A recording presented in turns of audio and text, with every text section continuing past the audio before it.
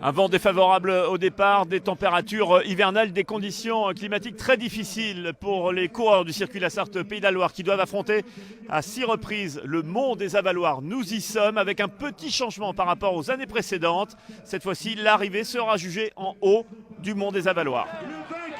La rage de Pierre Rolland, image magnifique qui célèbre un exploit sur les 50 km du Mont des Avaloirs. L'effort intense lui permet de résister au retour de l'Autrichien Denifl à 8 secondes. Et ça faisait un moment que j'étais devant.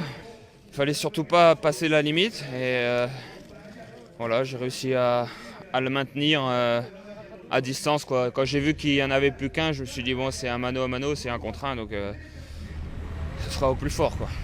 Un superbe combat en 2 actes. Rolland rejoint dans un premier temps son coéquipier Reza et Lloyd Mondori, puis une course en solo, seul contre un peloton morcelé. Un groupe de 15 coureurs dont Nicolas Hédé a tenté de s'extraire en fin de course. Belle 6e place pour le Sartois.